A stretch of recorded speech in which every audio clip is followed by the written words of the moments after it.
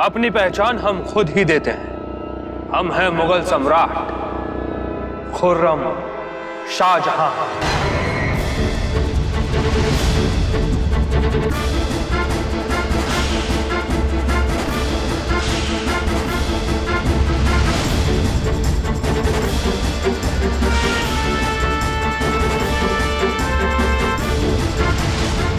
मुगलों का परचम बुलंद रहे। हमारे दादा मुगल सम्राट अकबर अक्सर आवाम में भेस बदल कर जाया करते थे। आज तक नहीं समझ पाए थे हम उस बात को, लेकिन आज बखूबी पता चला कि अगर असली रंग जानना हो तो अपने गुरूर और गरिमा पर पर्दा डालना पड़ता है। और फिर देखो, अलग अलग चेहरे नजर आते हैं।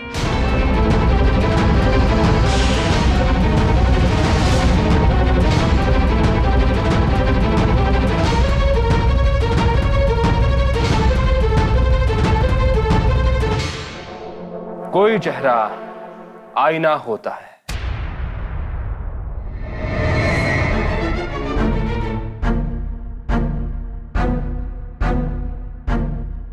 कोई चेहरा दस्तक,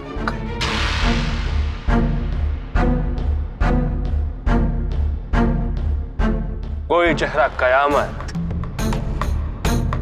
कोई मासूम,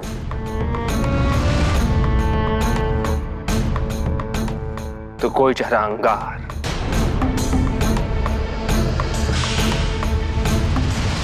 हम चाहें तो सभी का इसी वक्त कत्लेआम कर सकते हैं,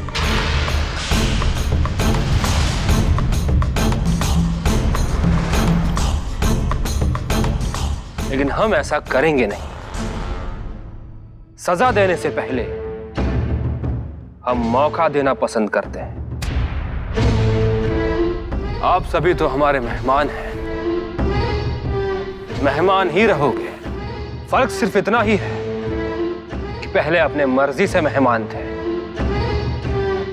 और अब हमारी मर्जी से।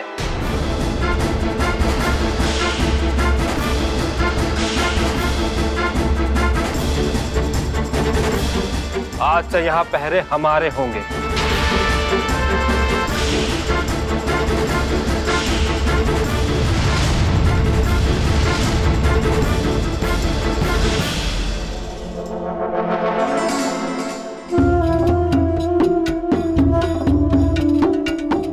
आंखें फाड़ कर क्या देख रहे हो? बाहर निकलेगी। आज से यहाँ पे हशम रहेंगे। चूड़ियां पहनकर रोटियां सेकने की आदत डाल दो। चलो हटो।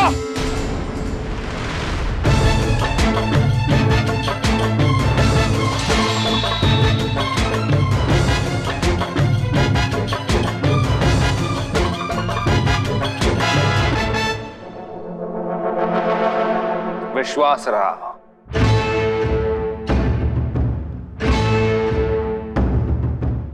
हम आपके शुक्रगुजार हैं, एहसानमंद भी हैं और आपसे खफा भी।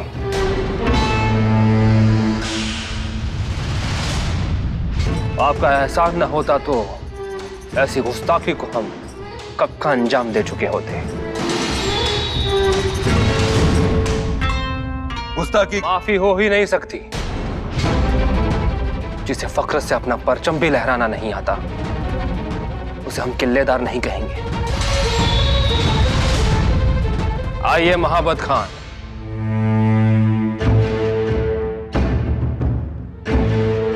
आज से महाबत खान यहां पर हुक्म चलाएंगे।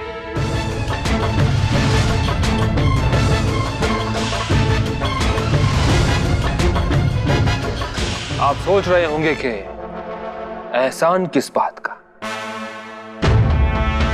शाहजी राजा के पूरे परिवार को आपने इतने अच्छे से रखा, इतनी खातिरदारी की, इतनी अच्छी मेहमान नवाजी के कोई जाने का नाम ही नहीं ले रहा।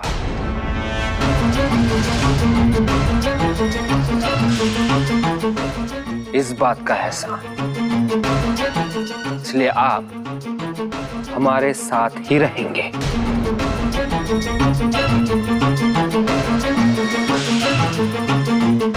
शाहगढ़, शाहगढ़, जाकर कहिए अपने शाहजी राजा से कि शाहगढ़ नहीं, शिवनेरी पधारे और अपने दोनों हाथ रुमाल में बांधकर हमारे पास आए।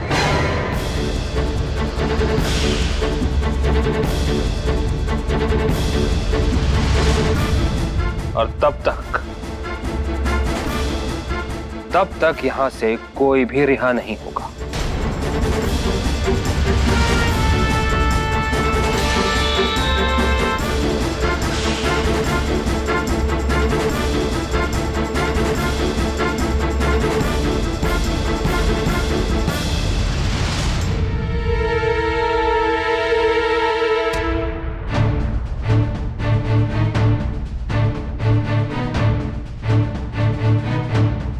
हिराजी काका थांबा। महाराज, तुम्ही एकलंच बाहेर आलात होय? हो, आम्हाला पण यायचंय। कुठं? तुम्ही आबासाहेबांना बोलवायला जाताय ना, मग एकटेच का जाताय? बाळराजा हो. हिराजी, शिवबा, म्या काय म्हणतोय, हिराजीला जाऊ द्या. का? आपल्याला सगळ्यांनाच जायचं ना, मग चला. तुम्हाला माहित नाही ना, तुम्ही इथं नव्हता ना. तुमच्या वहिनी साहेब लय रडत होत्या, पाठवणी होती ना. जयंती वहिनी साहेब रडत होत्या? होय, आऊसाहेब आणि आबासाहेबांना सोडून जाणार ना, म्हणून रडत होत्या. पण गोमाजी काका, त्याचा इथे काय संबंध? शिवबा, हिराजीला जाऊ द्या, तो शहाजीराजांना घेऊन येईल. तवर तुम्ही वहिनी साहेबांची समजूत काढा, चालेल ना? हो, चालेल ना. हिराजी काका, तुम्ही आबासाहेबांना आणि दादासाहेबांना घेऊन या. आम्ही वहिनी साहेबांची समजूत काढतो. जा. शिवबा, आता पुन्हा कशाला त्या राक्षसाच्या तावडीत जायचे? काय म्हणालात? नाही म्हणलं, तुम्हाला वहिनी साहेबांना समजवायला जायचं होतं ना, मग तिकडे जावा. आऊसाहेबांना सांगायला हवं ना की आम्ही गडाखाली नाही जात आहे. ते म्या सांगतो, तुम्ही जा. जा राजा, जा, नाहीतर राक्षस येईल. पाशा ने बाहर जाने को मना किया था ना, तो तू कैसे आया और उस बच्चे को क्यों नहीं भेजा? और तू अभी क्या बोल रहा था? क्या बोल रहा था? राक्षस! राक्षस का क्या मतलब? हाँ? तेरी आवाज बंद हो गई, बोलती बंद हो गई। अब बोलो। उस दिन तो तूने शमशेर लगाया था यहाँ, मोहम्मद खान के गले पे शमशेर रखा था।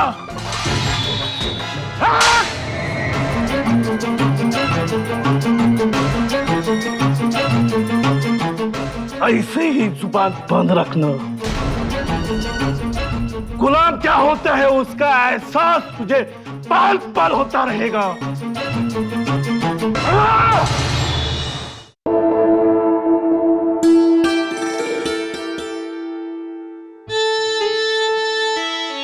जयंती वहिनी साहेब, तुम्ही गड उतारवणार आहात म्हणून रडताय? तुम्हाला कसं कळलं? गोमाजी काकांनी सांगितलं. पण काय काळजी करू नका, आम्ही एवढे दिवस तुमच्या आबासाहेबांबरोबर राहिलो ना, आता आपण सगळे आमच्या आबासाहेबांबरोबर राहायचं. हो ना, पण तिथे आऊसाहेब आबासाहेब नसणार. पण दादासाहेब असणार ना, त्याचं काहीच नाही वाटत? अय्या हो, हे तर आमच्या लक्षातच आलं नाही. तुमच्या बरं लक्षात आलं? पण आमच्या हे लक्षात येत नाहीये की त्यानं तुम्हाला मारलं का? जिजाक्का आता जाता येता ते असंच करत राहणार. आणि आपण ते सहन करायचं की काय? ही गुलामगिरी झाली. वय झालीच. बघा की आपले धारकरी बदलून हशम आले. मला मारलं पर आवाज नाही काढू दिला. जिजाक्का आता समध्या ठिकाणी ते आपला अपमान करीत राहणार, आपली जागा दाखवित राहणार. तुम्हाला मारायची त्याची हिम्मत कशी झाली? राहू दे जिजाक्का. थोरल्या धन्यांनी सिंदखेडला तुमच्या पाठीशी राहण्याचा मोठेपणा दिला.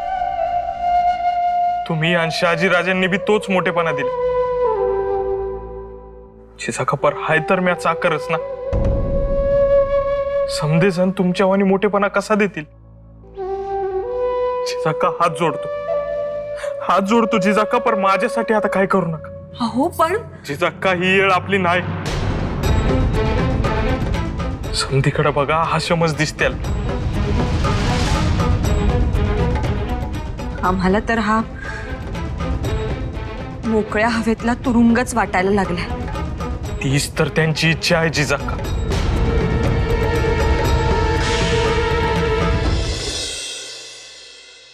का नाही त्यासनी वाटलं होतं बरं का की आपण त्यांना काहीतरी मुलूक बिलूक देऊ. अहो पण त्यांनी असा काय डाव टाकला जो आदिलशाह बघतच बसला, गप गुमान तयार झाला. नाही, हे फक्त आमच्या एकट्याचं श्रेय नाहीये. ऐन वेळी रंदुल्ला खान यांनी समजून सांगितलं तेही महत्वाचंच. आणि आमच्या आवाजात वजन होतं कारण बाजी बरोबर होते. काही चुकीचं झालं तरी ते सांभाळून घेतील याची खात्री होती. म्हणजे अपेक्षेबाहेर कामगिरी बजावून तुम्ही आलाय. आदिलशहाला पटवून तयार करणं इतकं सहज सोपं नव्हतं. त्यांचे वडील इब्राहिम आदिलशहा असते तर शक्य होतं, पण आत्ताच्या पातशहाला गळी उतरवणं म्हणजे शिवधनुष्य उचलण्यासारखं होतं. वर्दी न देता आता आलो म्हणून माफी असावी, पर आपला वखत फिरला म्हणून यावं लागलं. वखत फिरला म्हणजे? आणि कुटुंबाला घेऊन तुम्ही येणार होतात ना? कुठे आहेत ते? सगळे व्यवस्थित आहेत ना ते आधी सांगा. समधे व्यवस्थित आहेत, पण बंदिवान आहेत.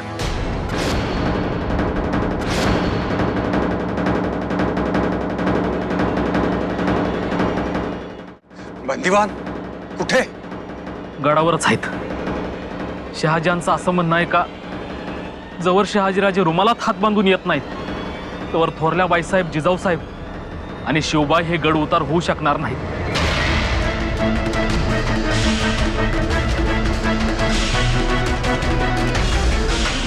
आणि हेच सांगायला मला पाठवलंय. जो आपल्या मुलखात आलाय नव, अहो मग त्याला हितच चेचून टाकू. मी समध्यासनी सांगतो राज तयार व्हायला. थांबा, आधीच एवढी गडबड करू नका. हिराजी, तिथं काय काय झालं, शहाजहान काय काय म्हणाला, त्यातला शब्द सांगा. त्याचा एकही शब्द कमी करू नका आणि तुमचा एकही शब्द वाढवू नका. बोला. अहो जयंतीबाई, तुम्हाला कळत नाहीये का? शहाजी राजांना बोलावणं पाठवलंय. ते इथे आल्याशिवाय काही खरं नाहीये. शिवबा पण तेच म्हणत होते की आमची स्वारी सुद्धा येणार आहे. अहो जयंतीबाई, शिवबांचं वय काय, तुमचं वय काय? त्यांना नाही कळत, तुम्हालाही कळत नाही का? आपण बंदिवान आहोत. तुम्ही हसून बागडताय कसल्या? आणि इथे तुमची स्वारी येण्याचं कारण काय आहे? आम्ही तर शिवाई आईला सांगू की काही करा पण त्यांना इथे आणू नका. का? म्हणजे ते तुम्हाला यायला नकोय? नाही, संभाजी राजांना निरोप पाठवतो. आम्ही इथं बंदिवान आहोत, तुम्ही इथं बंदिवान व्हायला या. अहो काहीतरी डोकं चालवा.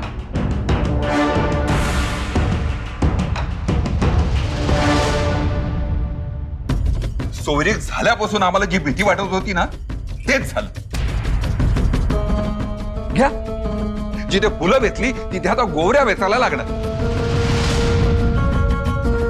आमचं चुकलं म्हणा. आम्हीच आमची अक्कल गहाण ठेवली होती. महाबत आल्यावर जुन्नरची व्यवस्था करायला पाठवलं, पण तेव्हा आम्हालाही शंका आली नाही की मुघल सम्राट स्वतः येईल म्हणून. अहो पण तुम्हाला तरी काय माहित, बरं ते राहू दे. म्हणजे ते शहाजान इथे गडावर राहणार नाहीयेत ना? मग बस, राहा म्हणावं तिथे जुन्नरच्या गडीत. इथे राहू नका.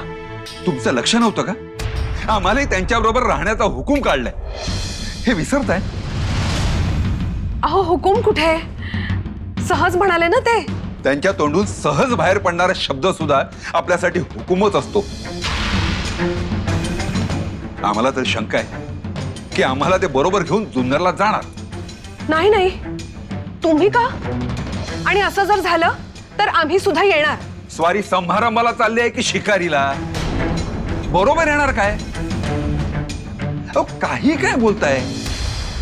बरं राहिलं, आम्हाला कुठे काय कळतंय. पण तुम्ही उगाच काळजीत राहू नका, सगळं होईल. शिवाई आई सगळं ठीक करेल. आई शिवाई, शहाजी राजांना लवकर येण्याची बुद्धी देव म्हणजे झालं.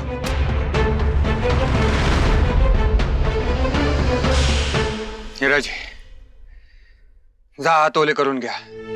वाटे तुम्ही एक क्षणही दवडला नसेल. शिवाय काल शिवबाई नव्हते, त्यामुळे कालपासूनचे उपाशीच आहात. राज, माझं बाजूला राहू द्या. माझी फिकीर करू नका. अहो 2 दिवस खाल्लं नाही म्हणून मी काही मरत नाही. शाबास रे पठ्या, कसं मर्दावानी बोललाय. राज, फकस्त सांगा, समद्यासनी हत्यार तयार ठेवाय सांगतो. बाजी, तुम्हाला एक गोष्ट खटकत नाही? आम्हाला तिथंच फट दिसतीये. नाही का? कुठं? पण आम्हाला खटकली.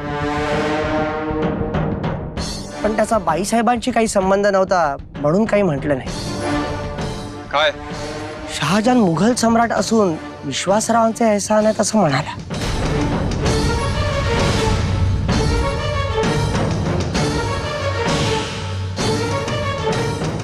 अहो ते पुरोधानं म्हणलं असेल. उपरोधानं असू दे ना, त्यातच आम्हाला किंचित फट दिसतीये. शहाजहान असं का म्हणाला असेल की एवढे दिवस ठेवून घेतलं म्हणजे एहसान केले? असं का म्हणाला असेल याचा विचार करा. काय कारण असेल? कारण आमचं कुटुंब विश्वासरावांनी आसरा दिल्यामुळे तिथंच होता. शहाजहानला जर त्यांना मारायचं असतं तर त्याने मारूनच टाकलं असतं, पण त्यानं तसं केलं नाही. कारण त्यांना मारण्यापेक्षा त्याला हे महत्वाचं होतं की आम्ही आपलं स्वराज्य विसर्जित करून रुमालात हात बांधून त्याच्या समोर जावं आणि त्याची मनसब स्वीकारावी. हे स्पष्टच आहे.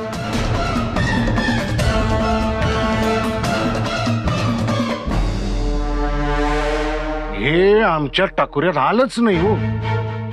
अहो, त्यात वाईट वाटण्यासारखं काय आहे? तुमच्या स्वभावाप्रमाणे तुम्ही सरळच विचार करणार. म्हणजे राज, आपण गडावर लगेच जायचं नाही? त्याने डाव टाकलाय, आपण प्रतिडाव टाकायचा. राज, तुम्ही फकस्त बोला. कंडुला खान साहेब आणि पंडित मुरार जगदेव यांना बोलवून घ्या. भीमराय खेळोजी राजांना घेऊन येतीलच. सगळे मिळूनच डाव ठरवू. त्या शहाजहानला सुद्धा कळू द्या, काबूल, मेवाड, बंगाल आणि आमचा मुलूक यात फरक आहे.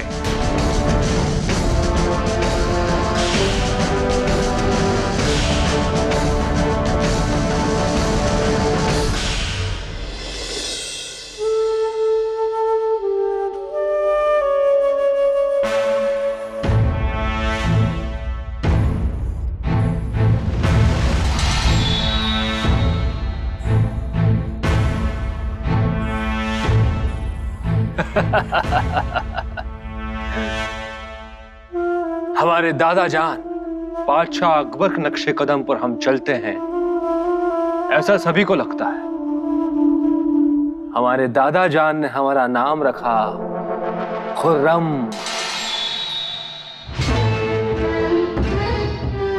खुर्रम का मतलब होता है खुशी. मेवाड़ को फतेह करने के बाद हमारे वालिद ने हमें शाहजहान से नवाजा. शाहजहान का मतलब होता है सारे जहां का शाह. बादशाह। और हमें उन दोनों का ख्वाब पूरा करना है। मुगल परचम सारे जहां में लहराकर खुशियों की खैरात बांटनी है। मेवाड़ और बंगाल को तो हमने छीन लिया, लेकिन दक्खन हम हासिल नहीं कर पा रहे हैं। क्या वजह है? शहाजी राजा,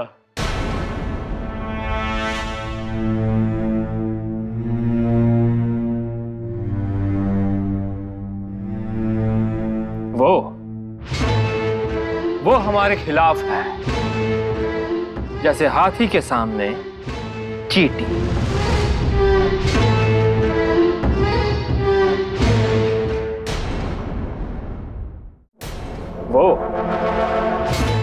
वो हमारे खिलाफ है, जैसे हाथी के सामने चींटी। लेकिन वो डट कर क्यों है? इसका एक ही मतलब है, वो हमारी कमजोरी जानता है। हमारी फौज मैदान जंग में कम, शराब और शबाब में ज्यादा समय बिताती है। महाबत खान, एक बार दक्खन पर फतेह पाने से पहले शराब की एक बूंद भी हमें नजर आई तो उस गुस्ताखी की माफी नहीं मिलेगी। नहीं हुजूर, आपका हुक्म सर आंखों पे। ये पहले ही कर दिया होता तो हमें यहां आने की जरूरत नहीं पड़ती। 3 साल, जो काम 3 साल पहले हो जाना चाहिए था वो आज तक नहीं हुआ, लेकिन अब होगा।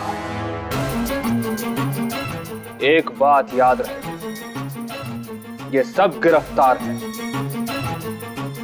चाहे जितने आदमी हो, लेकिन तुम्हारे कब्जे से एक परिंदा भी पर नहीं मारना चाहिए।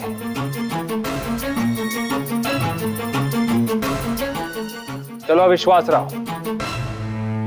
कहा शिवनेरी घूमने के लिए नहीं कह रहे हैं आपको, आप हमारे साथ रहेंगे जुन्नर में, और आपका कोई भी आदमी आपके साथ नहीं होगा। हमारे सिपह सालार आपकी खिदमत करेंगे।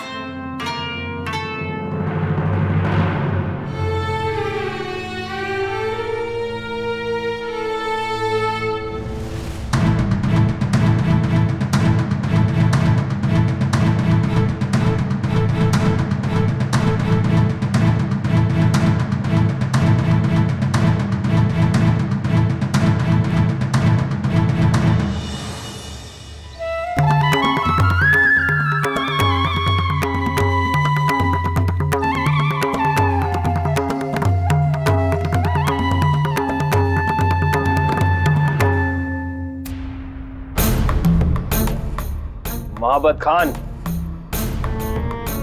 यहां ऊपर किसी ने कोई भी गुस्ताखी की तो हुजूर आप पर तो हमारा रहम रहेगा। उस गुस्ताखी के लिए पहले विश्वास राव को सजा मिले और फिर आपको। पहले उसे मौत से घाट उतारा जाएगा, फिर आपको। याद रहे,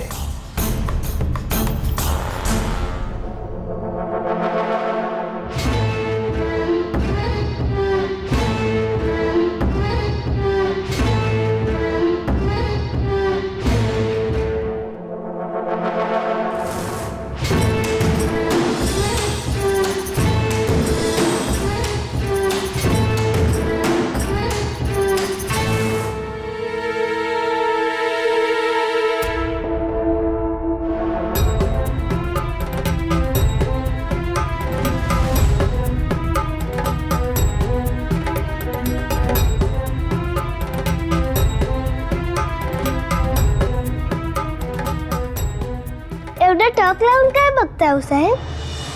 साखळदंड. केवळ शरीराभोवतीच नाही तर विचारांभोवती जखडलेले जड जड साखळदंड, दहशत ठेवण्याचा ध्यास, भीती वाटावी हा अट्टाहास. मन मारलं की माणूस मारणं सोपं जातं हा डाव. गुलामीची जाणीव.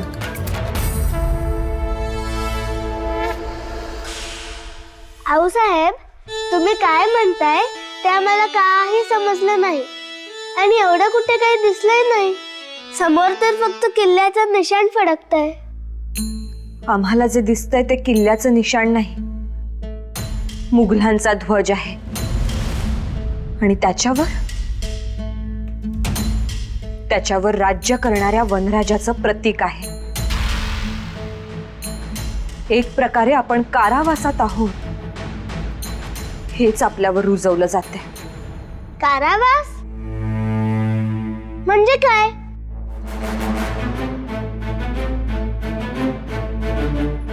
कारावास म्हणजे बंधनच. थोरल्या आऊसाहेबांनी कृष्ण जन्माची गोष्ट सांगितली आहे ना. बाळकृष्णाचा जन्म झाला तो कारावासातच, आणि त्याच्या माता पित्यांना दोरानं नाही तर साखळदंडानं बांधलं होतं. मोठमोठ्या तुरुंगात डांबलं होतं. मग आपल्यालाही तसेच कारावासात ठेवलंय? हो.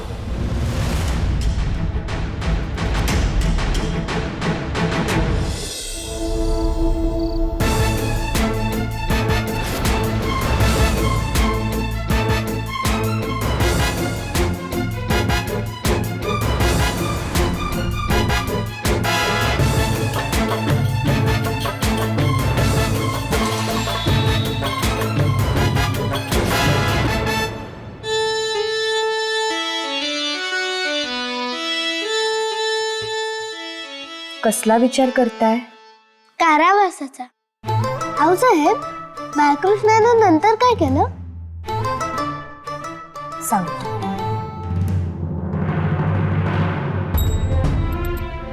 त्यावेळी पण कंसाचं राज्य होतं. दहशत होती जशी आज मुघलांची आहे. कंसानं देवकी वसुदेवांना बंदी केलं होतं. म्हणजे साखळदंडाने बांधलं होतं ना? मग बाळकृष्णाचा जन्म झाला आणि आपोआप सगळे साखळदंड खळाखळा तुटून पडले. चौकी पहारे गारद झाले आणि बंदिवासातून बाळकृष्ण निघाले. जिथं जिथं त्यांचा स्पर्श व्हायचा तिथली सगळी बंधनं गळून पडायची. मग वसुदेवांनी बाळकृष्णाला घेऊन यमुना गाठली. तर यमुनाही आनंदली होती. तिचं काळं पाणी, पावसाला आलेलं उधाण एखाद्या साध्या माणसाला खूप भीती वाटली असती. पण बाळकृष्णाच्या पायाचा स्पर्श यमुनेच्या काळ्या डोहाला झाला आणि तिनंही वाट करून दिली. मग वसुदेव बाळकृष्णाला घेऊन गोकुळात आले. नदीने वाट करून दिली? कसं काय आऊसाहेब? त्याचा शब्दशः अर्थ घेऊ नका शिवबा. गोष्टीत की नाही एक अर्थ दडलेला असतो. त्यातून काय सांगायचंय हे ध्यानात घ्यावं. आता याकडे तुम्ही चमत्कार म्हणून पाहिलं तर आपण हात जोडू, पण अर्थ ध्यानात घेतला तर काय आऊसाहेब? तर फक्त हात जोडणार नाही, आपल्या हाताच्या मुठी सुद्धा वळू लागते. शिवबा, या गोष्टी की नाही फक्त गोष्टी नसतात, त्या आपल्याला काहीतरी सांगत असतात. आपण त्यांचं ऐकलं ना तर आपल्या समोरची वाट स्पष्ट दिसते. आऊसाहेब, बाळकृष्ण तर छोटंसं बाळ होतं. आम्ही मोठे आहोत. त्यांनी कारावास मोडला म्हणजे आम्हीही मोडू शकतो. हो, नक्कीच नव्हे तो तुम्हालाच मोडायचा आहे शिवबा. पण रावसाहेब, बाळकृष्णाच्या बरोबर वसुदेव होते. पण देवकी माता तरी कुठं होती? आणि वसुदेवांसारखे तुमचे आबासाहेब आहेतच की. पण आमचे आबासाहेब काय येत नाही? त्यांचेही प्रयत्न चालूच असणार. खात्री बाळगा.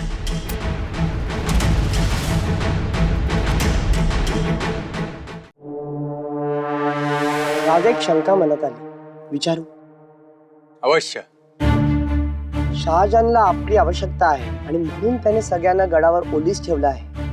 हा आपला ओहरा पटण्यासारखा आहे, पण काय? त्यानं टाकलेल्या डावाला आपण प्रतिसादच दिला नाही तर तो त्याचा जास्त मोठा अपमान आहे आणि तो गडावर काही चुकीचं पाऊल उचलू शकतो. आम्हाला वाटतं आपल्याकडनं काहीतरी बोलणी करायला गेलोय असं दाखवायला तरी हवं. पण या कामासाठी जाणार कोण? तुम्ही इजाजत दिलीत तर आम्ही जाऊ. येत्या काही दिवसात सगळेच राहू केतू एकत्र येणार आहेत. तिथं आम्हाला तुमची गरज वाटत होती. राहू केतू? आदिलशाही आणि निजामशाहीतील सगळेच मातब्बर समोरासमोर येणार. पण आपण तिथे स्वतः समोर असाल तर आपल्या समोर ते काही बोलू शकणार नाही. आपलं त्यांना ऐकून घ्यावंच लागेल. त्याशिवाय त्यांच्याकडे काही पर्याय सुद्धा नाही. ठीक आहे पंता, तुम्ही शहाजहानकडे जा, पण शब्दात अडकू नका. आश्वासन द्या, वायदे करा आणि थोडा वेळ मागून घ्या. हो चालेल. पण तेवढंच पुरणार नाही. काहीतरी खास वार्ता द्यायला लागणार, तरच शहाजहानचा विश्वास बसेल. पण आपल्याकडचं असं काय सांगू? सांगून टाका, आदिलशाही आणि निजामशाहीतील सरदार आमच्यावर चाल करून येत आहेत. असं सांगू? पण हे तर पंत, त्यांचे नजरबाज आपल्यावर नजर ठेवून असणारच. आदिलशाही आणि निजामशाहीतील मंडळी आपल्याकडे येत आहेत हे त्यांना कळणारच आहे. मग हेच तुम्ही सांगा.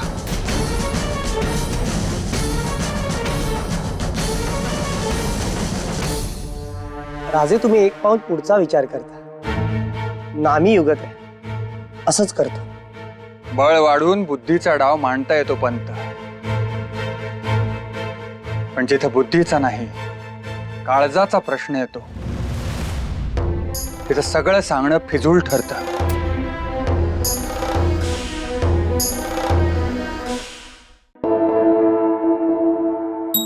आम्हाला आमच्या स्वारींशिवाय कसलाच विचार येत नाहीये. अहो, पण आता असं हात पाय गाळून कसं चालेल? आपण शिवाई देवीचं दर्शन घेऊन येऊया का? चला चला, तुम्हाला बरं वाटते. नको, आम्हाला एकटं राहू द्या. सासूबाई साहेब, आम्ही पोटुशा होतो तेव्हा एकटीनं राहू नये म्हणून यांनी आम्हाला हक्कानं गडावर आणलं आणि आता ह्याच आम्हाला एकट्यानं राहू द्या असं सांगताय. त्यावेळची उमेद आता राहिली नाही बहीणबाई. आता आशेचा किरणच दिसत नाहीये. नाही कसं? उगवणारा प्रत्येक सूर्य काहीतरी नवीन घेऊन येतो.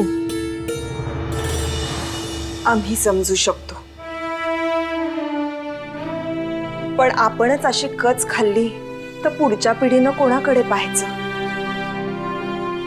जिजाबाई आहेत, शिवबा आहेत, जयंतीबाई आहेत.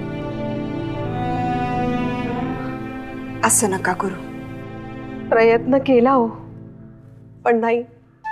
आमच्या मनात एकच एक विचार येतोय, शहाजहान आमच्या स्वारीनं घेऊन गेलेत.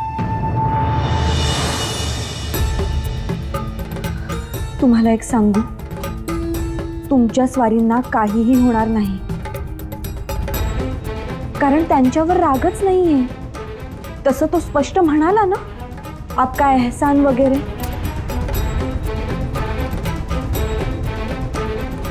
आमची स्वारी त्याच्यासमोर मान झुकवून यावी म्हणून तो हे सगळं करतो आहे. तुम्ही तुमच्या कुंकवाची जराही फिकीर करू नका. पण हे भोग आपल्या सगळ्यांच्याच नशिबाला काय? ही टांगती तलवार कुणाच्या ना कुणाच्या कुंकवाभोवती आहेच. हे कधीच सरणार नाहीये का? आपण सगळ्याजणी एकत्र आलो, आपणच एकमेकींना धीर दिला तर हे सरेल.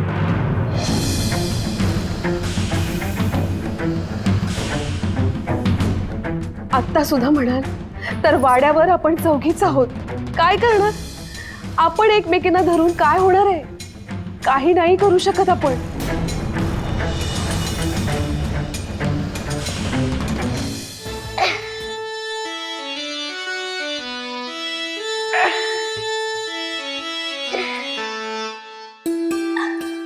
सासूबाई साहेब कुठे आहेत? आम्हाला भेटायचं आहे. हे काय करताय? तयारी.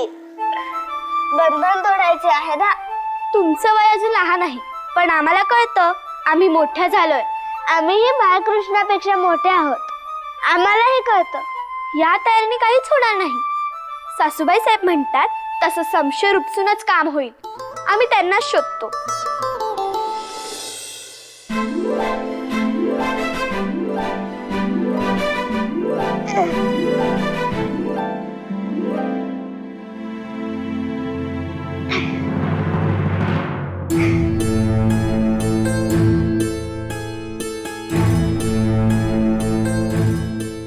जयंती वहिनी साहेबांचा घोर वाटतोय ना हो साहेब? नाही. का बरं? त्या सांगून गेल्या की तुम्ही म्हणतात तसं संशय काढायलाच हवी, नाहीतर बंधन तुटणार नाही.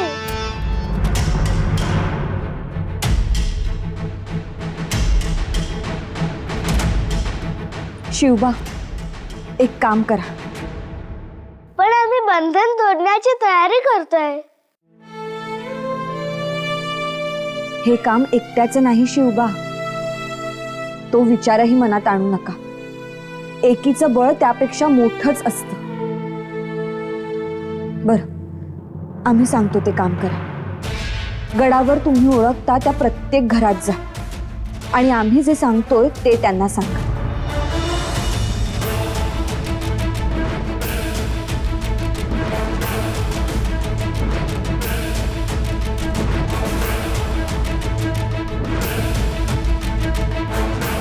हे काम तुम्हीच करू शकता.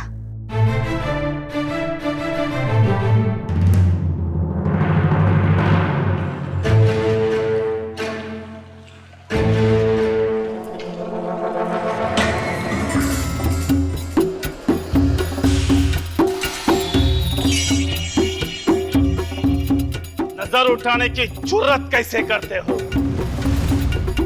एक बार समझाया तो नहीं समझे?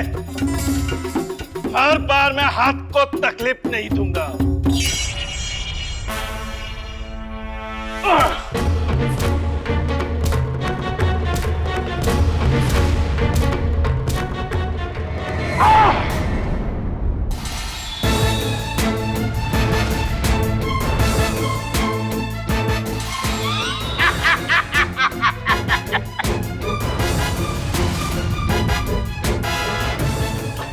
तेरा मालिक अभी तक आया नहीं, घुटनों पे आके गिड़गिड़ाया नहीं.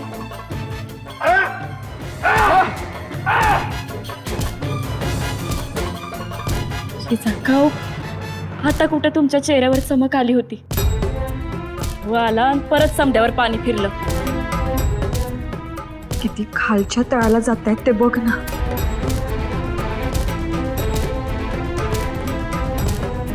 कोमाजी काकांनी चिडून काहीतरी बोलावं म्हणून ह्याचे सगळे उद्योग चालले. जे काय म्हणायचे ते सांगून जा तरी. उगीच छळ का मांडायचा? आज के 2 लोग कहाँ है? कौन 2 लोग? हर बार बताना पड़ेगा. जब तक तेरा शाहजी राजा आता नहीं, तब तक एक आदमी जमानत के तौर पे चुन्नर में जाएगा, हुजूर के पास.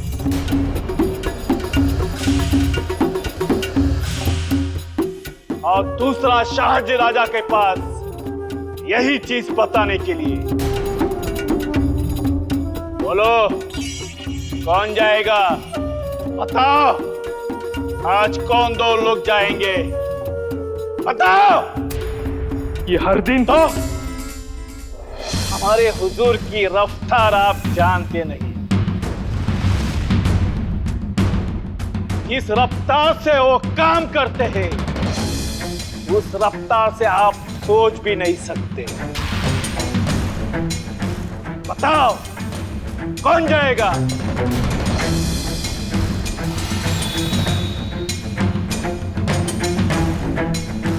मैं पुतलों से बात नहीं करता। बताओ।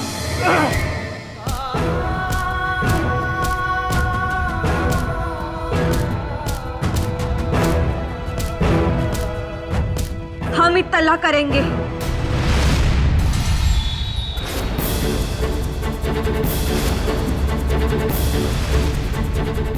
आपने कहा तो हम भरोसा करते हैं।